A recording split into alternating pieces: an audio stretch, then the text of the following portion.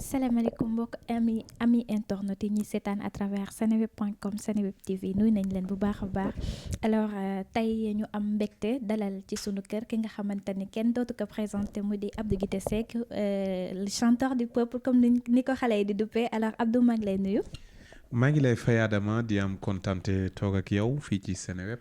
fas yéene janook àdduna fañ fàcce sunu liggéey kontaan lool ci biir kër gi.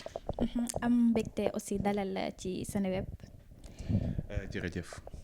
alors bokk na ci lu ñuy waxtaanee tey li nga xamante ni moo di sa album bu bees avant ñuy dugg ci album bi xam naa di nga ma may tuuti ma poser la question bi parce que Abdou gis nañ que ni vraiment da nga doon way lu neex nit ñi sénégalais yi kontaan fans yi bëgg ko ñu jékki-jékki saay rek nga coupé affaire bi Abdou gisatuñ ko déggatuñ ko mu jékki-jékki saay toog raar ñu bëggoon a xam à quoi est lié li nga xamante ni moo di absence boobu lan moo ko waraloon Abdou. waa Adama ça sera toujours comme ça parce que pour génne album il faut que nga lëlu nga dem nga ressourcer wu ci nga dem nga def ay recherche nga dem nga bind comme kuy préparer examen pour bu génnee mu doon d'une qualité optimale donc kon bu ma ñëwee tey présenter suma album jox sénégalais yi ñu bànneexu consommer ñëpp kontaan ñu dégg jëriñu damay dawaat dem jéem a tànqiwaat ca teen yi ñuy rootee te bu ñu ñëwee rek xelli leen ñoom ñëpp kontaan. donc da nga doon préparer. exactement tout temps parce que léegi rek laa doon waxtaan ak suma mag gi ma àndal ma ne ko man bu doon suma sago dañ may tëj rek ci benn nekk rek ñetti fan yu ne wala juróomi fan yu ne rek ñuy ñëw ni ma acca fu mu toll mburu mi bu ñoree acca ma livrer leen delluwaat ci liggéey ba. passion la mbégte la. ma nekk tout temps ci recherche bi di liggéey parce que suma ambition mooy toujours rehausser la musique sénégalaise la musique africaine. alors ñi doon wax ni que ni peut-être c'est lié un peu au mystique ñooñu la nga leen di tontu est-ce que réellement mystique rax na ci wala sa en fait yow yaa ko bëggee noonu en fait. loolu moom wax dëgg yàlla aw ma tontoom ndax fekkewu ma fu ñuy mystiquer. dégguma fu ñuy mystiquer. musoo dund loolu comme artistes yi génn naan mystique la dañ ma liggéeyoon mu jàpp ma kook wala Abdou musul dund loolu en fait. non alhamdulilah sant yàlla bu wér. li ma gis mooy su ma génnee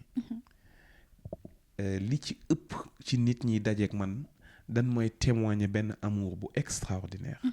benn yéene à travers le regard mais à travers mots yi nga xam ne moom la ñuy échanger ak man donc kon on est dans une très bonne dynamique te gëm naa ni ñëpp ñun wër c'est des ondes positives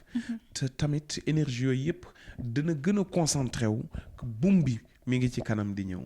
donc buum boobu nag moom la ñuy rechercher à travers li ñuy def à travers suñuy démarche et tout parce que mooy challenge bi ndax ku atteindre say objectif moom li la dese mooy dem noppalu ji ñun nag ñoo ngi daw ci ginnaawam parce que ay ndaw lañu te gëm nañ ni le meilleur est à venir moo tax lépp lu ñu génne rek dëgg la dañuy kontaan taxaw savourer que ànd ak gars yi ci euphorie bi et tout mais après dañuy dellu ni defuñu dara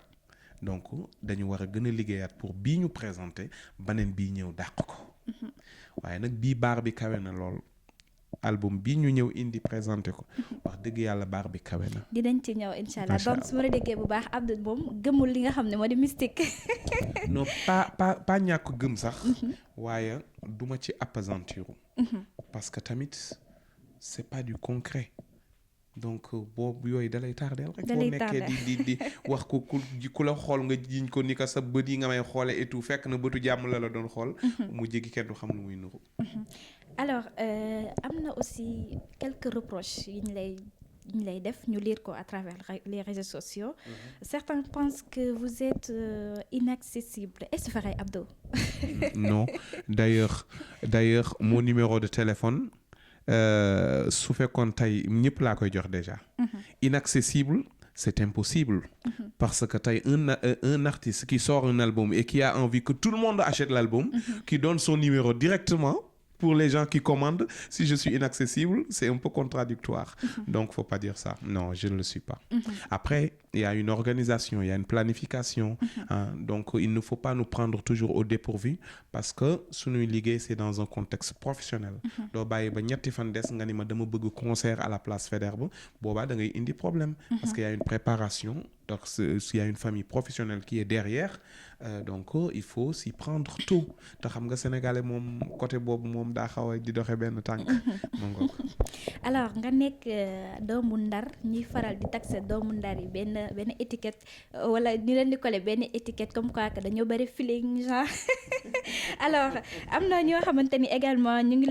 lay reprocher comme quoi que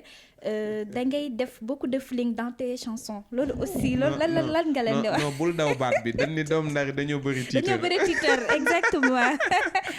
lan ngay répondre tey ñooñu noonu naan Abdou Guité dafa bëri feeling dafa bëri titre day prononcer genre ndeysaan mais ñooñu li ma leen di répondre mooy di leen sant di leen gërëm ndaxte nit soo ko safoo rek ngay gëstu mbiram doxinam waxinam ak definam kon ñooñu ay soppe lañu et tey ku ne xam na ni nit bu ñuy wax cib moom cela veut dire mi ngi ci lu am solo ak nu nu mën a waxe cib ñun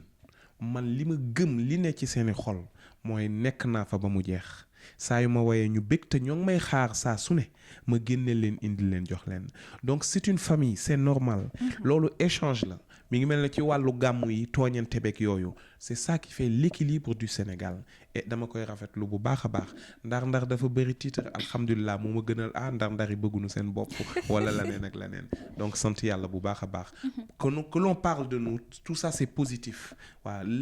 yàlla nañu dimbali daal ba lépp li nga xam ni rek lu ñuy wax ci ñun ci canevas boobu lay dem ci wàllu positivité et non peut-être safaan wa mais nag àdduna nag yëpp a ànd mais daal yàlla na yéex. alors yéen ñi di tooñ doomu Ndar yi bon Abdou Guité tontul na boppam tontu na leen alors Abdou ñu des ba léegi ci question yi dañ doon faral di gis Abdou muy way lu neex mais mu bokkoon ci benn groupe bu tudd Wëg ñu jékki saay Abdou quitté groupe bi êtes-vous nostalgique de votre ancien groupe je veux dire Wëg? Nostalgique je dirais pas nostalgique parce que tey album bu ma génne da nga ciy dégg le groupe Wëg. Groupe Wëg école la woon ci man formation la woon ci man def ci man lu bare sur le plan musical et ba tax na ma amoon cay soppe yi nga xam ni sañu ma leen fàtte benn yoon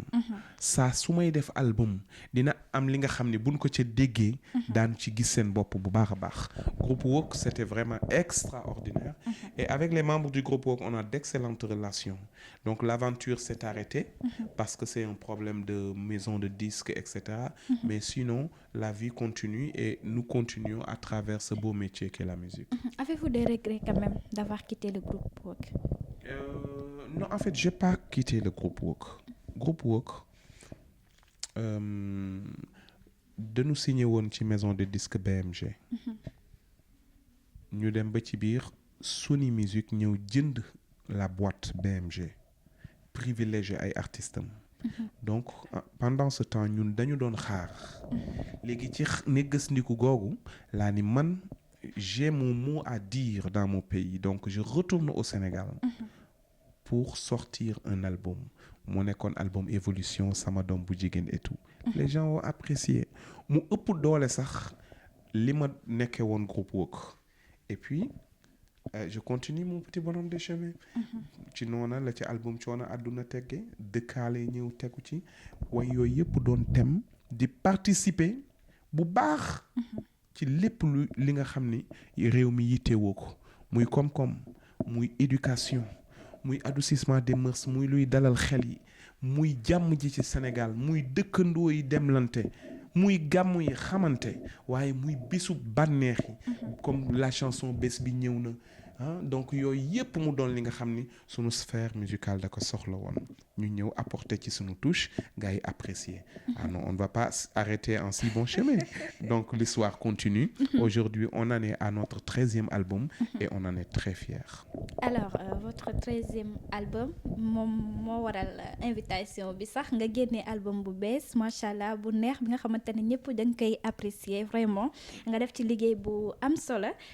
tuddee ko Kakatar. Voilà Kakatar mais dañoo gis que ni ci benn way ci biir album bi way bu tudd coup d'état wala coup d'état mooy bi Cheikh Sarr bokk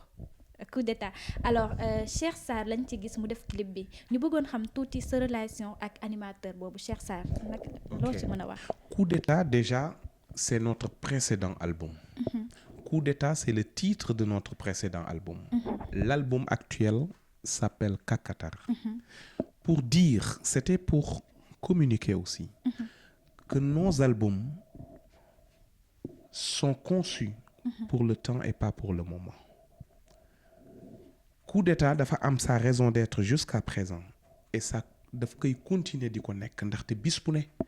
ñu gis li ci biir kër yi li ci biir néegu sëy yi lu méngoog coup d'état te way wii li ko tax a jóg mooy nu seetaat sunu taxawaay seetluwaat jikko yi am na yeneen i way yi nga xam ne incha allah noonu lay demee day dem bay jaxasoog li nga xam ni mi ngi ñëw te nekk ci kanam donc coup d'état c'était vraiment pour pare albumu coup d'état pour jublu ci Kakatar moo tax c'est la dernière vidéo ñu def kook Cheikh Sarr li ma seq ak animateurs yi c'est mes frères xam nga yàlla moom mooy jox ku ci nekk posture ba mu war a taxawee ñun nous ne sommes que des contenants contenu bi sunu borom moo koy jël jaarale ko ci ki ka neex tey mu roof ci Abdou Guité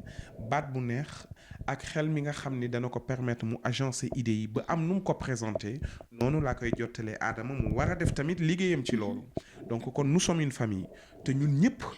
ñoo yem ku ci nekk domaine bi nga nekk da nga am mission boo war a accomplir ci sa dund loolu moo tax man may lëngoog su may doomi ndey yi nga xam ni ñoom laa gën a jegeyaan tool muy wàllu communication bi wàllu presse bi ñooñu mënoo dem bàyyi leen ginnaaw ñu demee ni ki les stylistes yi les couturiers ku demee ni ku ne xam na maak Amadou Diop da fashion donc kooku sunu ñaari métier dafay duggante par force parce que képp ku wax tey musique wax présentation lu ca jiitu colin doxin defin taxawin donc kon ñun ñëpp benn lañu seq nañu lu rafet te bari na naa ci nag ay doomi ndey de ci animateurs yi boo xoolee ci wayu baro bi sax maa ngi ciy delloo njukkal animateurs yu bari waaye nag lim bi moom mënut a jeex ndax bi ma tàmbalee génne albumu njukkal di delloo njukkal les gens qui sont autour de moi ngeen xam ni am nañu problème parce que ñaanuma yàlla mu jeex ci suma dund ndaxte bis bu nekk famille bi day gën a agrandir te ku ci nekk yéene naa la way man maa ko binde noonu maa ko sentiré noonu baat la ma yàlla may muy la chose la plus précieuse bi ma yàlla dénk donc ci laay mën a terale doomu aadama yi delloo ci njukkal ñenn ñi fàttaliku ci ñenn ñi donc daal yëf yaa ngoog. way coup d'état mu nekk way boo xamante ne dafay jàngale dafay éveiller nga dugal ci biir clip bi sa xarit comme ni nga ko waxee léegi Cheikh Sarr mais dañoo gis que ni way bi dafa nekk loo xamante ni dafay toucher à tout un chacun léegi ñu bëggoon xam way boobu noonu est-ce que c'est quelque chose que tu as vécu wala benn proche moo ko dund nga ñëw wayaat ko. xam nga un artiste. En fait, inspiration bi fan la jógee. Oui, c'est ça. Un artiste, il faut que mu doon visionnaire. Il faut que tamit mu mën a jël se mettre à la place d'autrui. ci noonu lay mën a sentir ak échanger wala fent li nga xam ni ku ne da ciy gis boppam parce que lépp mënul jaar ci jëmm artiste bi li ñuy way yépp ba may way suma doom bu jigéen aw ma woon doom bu jigéen waaye fekk naa takk xool gis baay bii xam ni xolam bii tey ku ca duggoon tey la nga cay fekk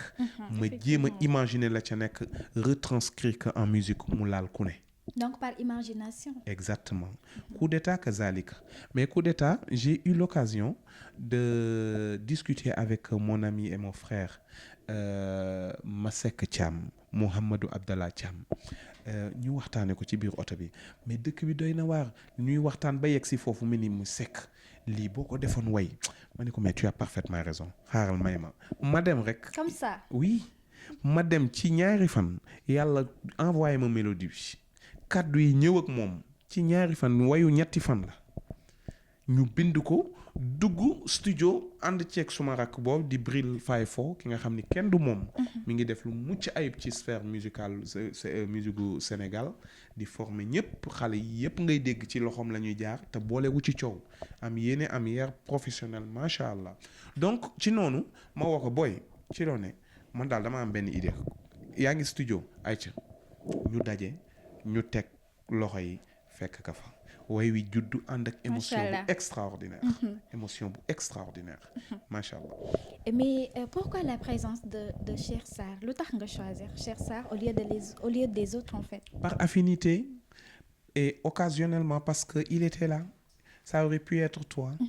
nga tourner ko interpréter parce que nous tous qu'est-ce que nous cherchons à faire nous essayons de faire c'est de faire comprendre le contenu même culturel de notre culture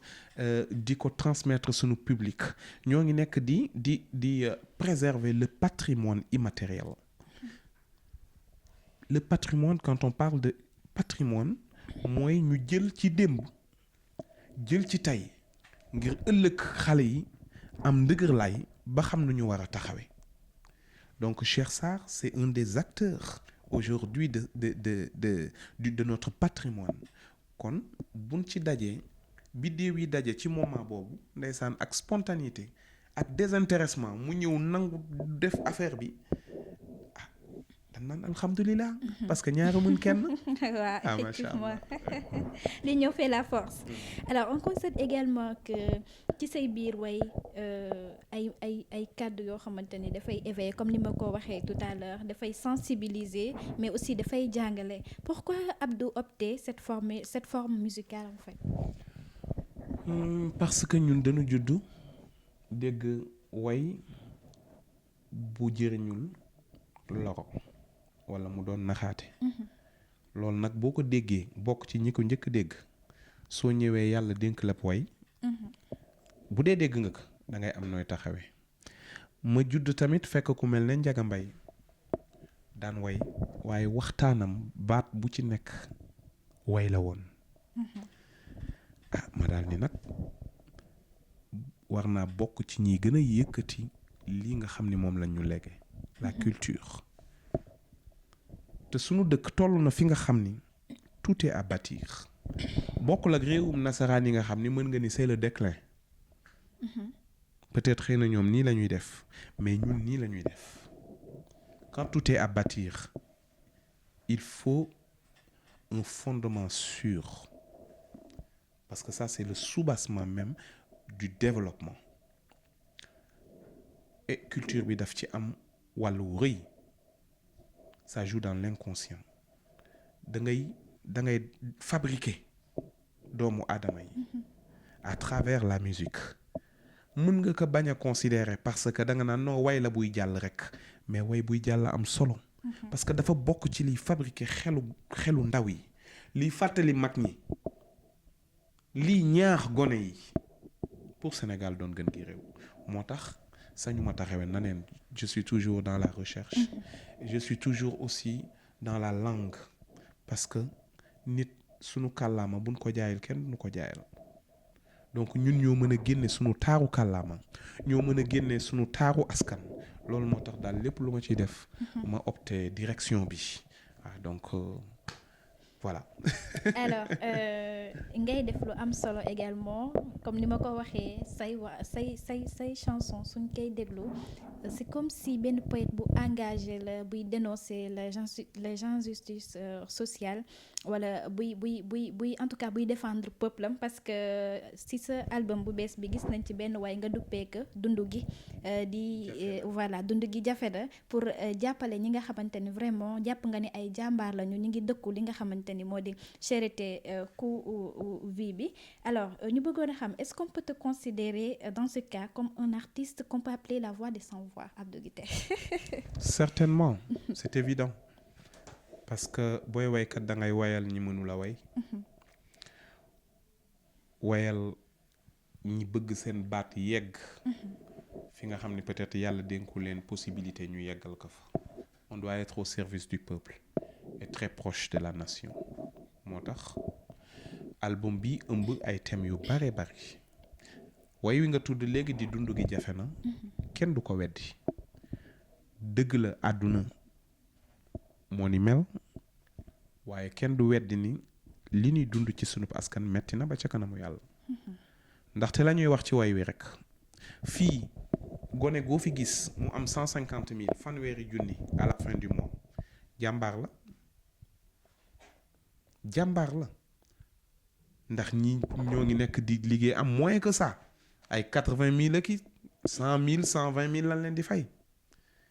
mais loolu mooy li ñuy wax ci way wi rek boo amee fanweeri junni doon jàmbaar bëgg fay lu yas bëgg yóbbu doom yi dem jàngi l'école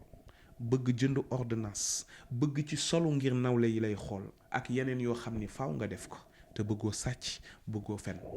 on est coincé te doomu aadama boo ko coincé da nga koy ôter dignitéem boo demee ci réewum tugal réewum nasaraan même booy tëdd di nelaw bu weer deewee am na lu lay sànni li nga xam ne di nga mën a préserver sa dignité humaine yelwaan mais loolu du choix nit bu tàllalee loxo peut-être mën na doon occasionnel situation dab la ci benn bés mais nga bëgg ci dëkk donc loolu am na loo rëcc loo dindi ci dignité doomu aadama bi am sunu yenn jigéen yi di ñuy taxawee xel du jëriñ la dul xalaat junj doy na borom xel mais qu'elles sont obligées à le faire situation waral ko mais loolu ôte nga leen la dignité nit bu demee bay jël tànkam dem di sàcc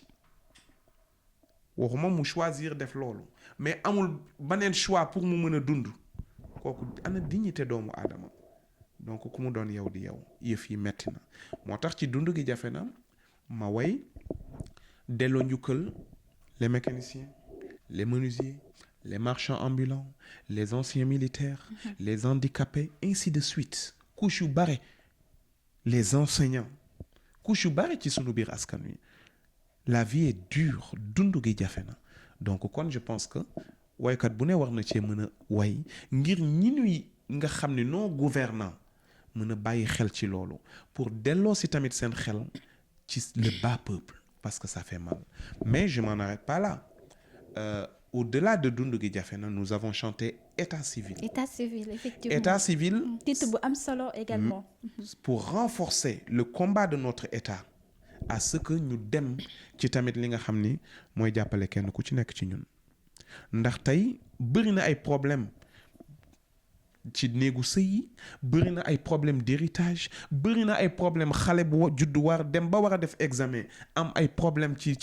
ay démarches administratives donc kon lu mel noonu dafa laaj ñu woy ko ci kaw jàppale sunu état pour que message bi mën a yegg fa mu war a yegg ñu mën a fàggandiku ca ba muy teel di nuyu waa état civil yépp au passage di leen wax ni gis naa seen programme bu bees bi di nekkal et ndam rek ngeen ci am incha allah na leen réew mi tax a jóg na leen askan wi tax a jóg loo leen yootu incha allah di ngeen ko jot. incha allah alors ñu bëggoon xam également lan mooy particularité carrière artistique bu Abdou Guité Seck. particularité ci ban domaine. gis nañ que ni léegi nouvelle génération bi comme li nga wax léegi yow yaa ngi focaliser wu ci la voix des sans voix gis nañ que ni nouvelle génération bi seen chanson yi ci ëpp léegi amour la mbëggeel la yow ban approche nga apporter ci par rapport à ça. approche bi ma ci apporter c'est très très très positif. C'est du positif. parce que mbëggeel mooy teen wi masuta déy te su may naataango artistes yi di ci roote te boobu ba tey macha allah mooy daa xóot na comprendre moo ko mbëggeel mooy tool wi gën a naat fi ku ne mën a dem góob sa wàll te du jeex mbëggeel mooy li jiitu sunu judd te bu ñuy dem fi leen ko ba mbëggeel mooy àdduna kon boobu thème bu am solo la ñi koy way war nañ koo way ba mu neex nañ ko way bu baax a baax waaye bu nu fàttee yeneen thèmes yi tamit effectivement parce que àdduna du mbëggeel rek tamit et moo tax ci sunu album Kakatar on a essayé d'être très varié on a chanté sur la cherté de la vie on a chanté sur l'état civil on a chanté sur l'amour la première chanson tàngal la tudd ci mbëggeel lay wax way wi mi ngi tudd Kakatar daañu amaat jataay waxtaane ko ndaxte lépp li duuf ci nag bi yëpp xajul ci cin li effectivement mi ngi ci mbirum mbëggeel de waaye tamit Kakatar moom dama bëgg ñu yam ci compréhension bi tax ñu def ko sunub turu album ndax Kakatar ku ko wax waxi couleur te ku ni musique te tuddoo couleur trahir nga musique effectivement donc kon c'est un album pétri de couleurs plein de couleurs qu'on a envie de partager avec toute la société.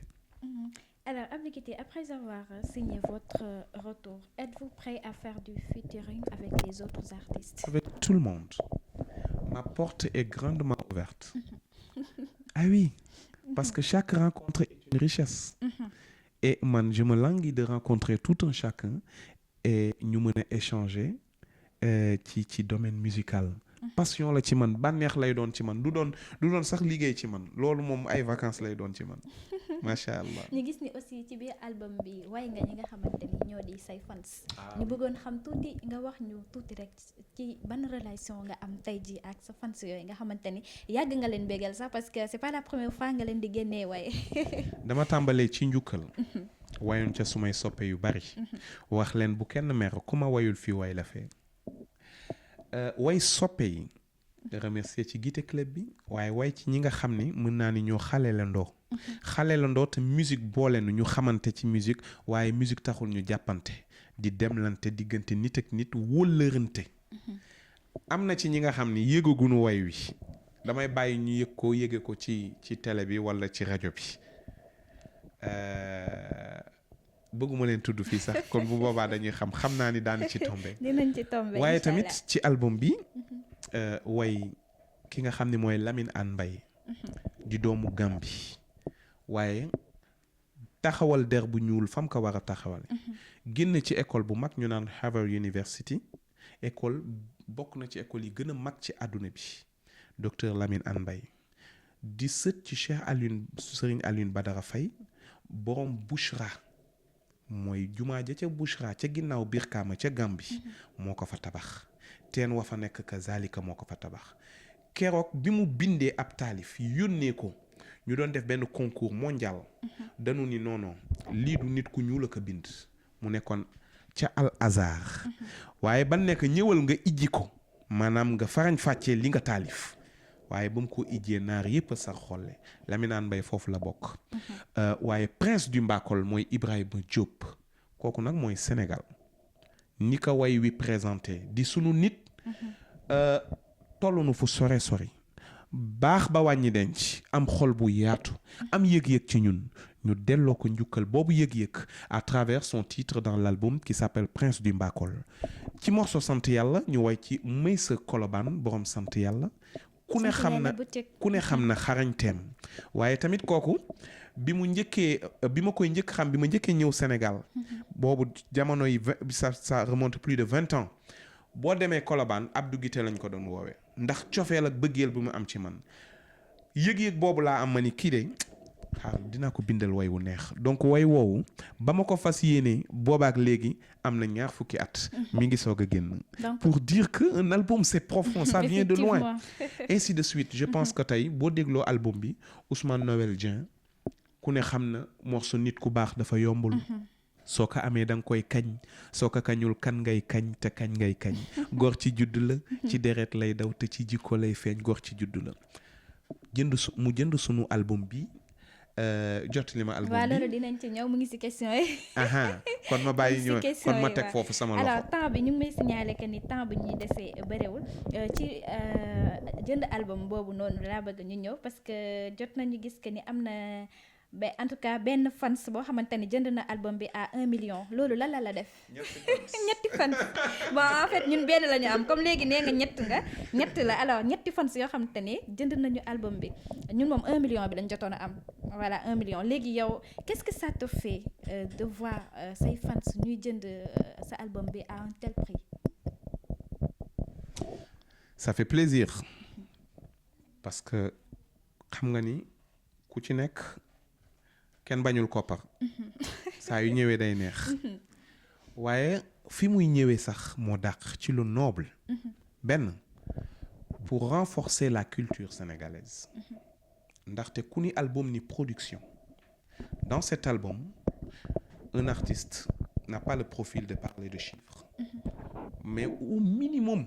dans la production waxuma dans la communication on a mis 25 millions te le décompte peut se faire très rapidement oui boo dégloo morceau bi nga xool pochette bi xool les participants ay kàngam lañu mais boo dégloo morceau bi ak le travail qui a été élaboré di nga xam ni kii c'est à la dimension de li maître Gims di enregistrer wala di Youssou Ndour di enregistrer wala li keneen ci kàngam yu mag yi di enregistrer normes yooyu la ñu liggéeyee des normes professionnelles pointues donc kon mënuñu woon badiner sur les moyens kon tey su ma amee ay soppe yu ñëw ku ci demee ni ki Meissa Gueye ku ci demee ni ki Ousmane Noël ku ci demee ni ki la troisième personne je pense que ils ont acheté 3 personnes qui ont acheté 3 millions ku ci nekk album à 1 million donc loolu ba noppi continuer seen benn album boobu la ñu jënd 1 million ba pare jënd nag ay lot d'album ci ginnaaw pour seen personnel yëpp am na ku ci ki nga xam ni dafa ni bu ma ko tudd voilà am na ki nga ni dafa ni non bu ma wax lu mu ci def donc mënuma ko kii mais en tout cas yëf yi yamut foofu c'est un geste mais un geste consistant et je tiens à les remercier mais nag dimension bi ki jëndee albumam dem marché exclusif jëndee ko à 7000 francs la clé wala à 3000 le CD même dimension boobu la ñu am ci man c'est pas l'argent qui fait la valeur donc yëg-yëg bi ak cofeel gi ak mbëggeel gi loolu moo gën a egg ci suma xol te je pense que looloo tax tey may delloo njukkal su may soppee ci samay album alors je pense que ñaari question rek moo ñu dese dañu gis que ni Abdou Guité Seck dafa xaw a effacé wu ci réseaux sociaux yi contrairement aux autres artistes pourquoi parce que man je m'adonne plus à la concentration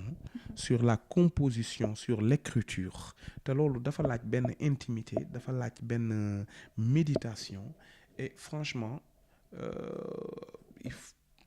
non loolu la yàlla def ci man je suis bien dans ça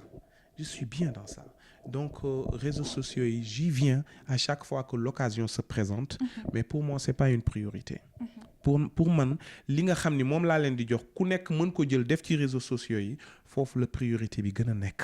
donc kon y a pas de problème à ce niveau nous sommes bien dans notre monde. est-ce que nekkul loolu aussi moo tax ñenn ñi di la wax ni peut-être que da nga xaw a renfermer. non bon peut-être mais bon ñoo ñëpp loolu cofeel la ak mbëggeel ndax ku mu doon sa sago li nga bëgg moom foo tourner fekk ka fa. du dëgg kon alhamdulilah ñooñu di wax te tamit je détiens pas le monopole de la vérité hein donc kon ñooñu di wax tamit des fois dama leen di déglu moo tax sama staff ni ma boy foog ñu jóg def lii ak lii parce que sinon ñii duñu kontaan donc ñoom aussi considéré naa seen sentiment et puis dinaa def sama kent lay kattan pour xam nga ñëw ci réseaux sociaux dóor fi benn buzz fii alors dernière question bi Abdou Guité du si ñàkk mooy que ni nous sommes dans un monde où la polygamie règne est-ce que vous êtes pour la polygamie ou la monogamie? Vous êtes marié? Est-ce que vous êtes marié? Non, en fait waxuma la est-ce que vous êtes marié. Non, vous êtes marié. C'est juste une question simple. Non. Pas encore. Non, en fait man maa lay poser question tey may ma ko rek ma poser la question parce que ñu bëri ñu ngi laajte. Elle veut pas que je la coince. ñu bëri ñu ngi laajte Abdou Guité polygamie monogamie yow léegi yow tu as l'occasion nga leeralal nit ñi Abdou Guité polygamie wala monogamie boo ban nga ci. Polygamie ou monogamie, de nos jours, je suis marié à une femme que j'adore. La plus sublime de toutes les femmes. La reine des reines. Elle est où madame? mu ngi Sénégal wala mu ngi France? Oh non, mi ngi bitim réew. En tout cas man jot naa ay information yuy wax que ni madame mu ngi France. Bon. mi ngi bitim réew xam nga madame ne veut pas s'exposer par rapport ak sama métier duggantewul ak moom moo tax. Effectivement voilà donc je respecte ça quoi. Donc pour yéen ñii di demander Abdou Guité ba xam dafa marié wala mariéwul c'est votre réponse. oui mais bon voilà quoi. Alors Abdou Guité laal nga fi léegi yaa ngi fi léegi di louer les bienfaits de ta bien-aimée. Alors en ce mois de mars ban message ngay lancer jigéen ñi weer bi nga xamante ni dañuy célébrer jigéen ñi. mu nekk suñu dernière question Omar. Ouais, dernière question tu sais moi j'ai toujours chanté la femme. J'ai commencé par sama doom bu jigéen. J'ai chanté Ndey Soxna à l'honneur de toutes les mamans, les bonnes mamans. J'ai chanté d'autres jëlal sa njël où je m'attaque à l'homme pour lui dire doxaan gi nga nekk ci réew mi donc xam nga bu nu sonal parce que ba Papa Ndiaye coppe dinaan ma Abdou Guité nag mais gërëm leen ndaw si nag waa ji demul Abidjan jaariwul Gabon ba lang fa donc j'ai toujours été aux côtés des femmes parce que j'adore ma maman. J'ai des sœurs que j'aime très très fort et j'ai une femme sublime. Man à la femme je vois que du bonheur. Alors donc jàkkaarloo caméra bi nga adressé message bi jigéen ñi Sénégal yi. Oui pour le 8 mars j'ai fait la chanson yow laa bëgg. yow laa bëgg loolu aussi c'est à l'honneur des femmes donc kon macha allah góor ñi je pense que wàccoon na nag seen i jigéen à travers ma voix ci yow laa bëgg parce que sénégalais dafa baax. góoru sénégalais wax dëgg yàlla dafa baax loolu moom je pense que mën ngeen koy témoigner bu baax a baax yéen jour yëpp pour yéen la waaye xam leen ni seen ay góor kenn du ñoom. ay jàmbaar lañu. yàlla na yàlla xeb dolli journée de la femme c'est notre journée à nous tous parce que nous sommes tous femmes quelque part. Merci beaucoup. En tout cas, ce fut un plaisir de partager avec vous. Le plaisir est partagé. Alors ñu doon dalal ki nga xamante ni moo di Abdou Guité Seck ci albumam bu bees bu mu génnee ñu leen di jaajëfal bu baax ci teewlu gi yéen ñi doon seetaan ci Seneweb TV seneweb.com jërë ngeen jëf ba beneen yoon incha allah.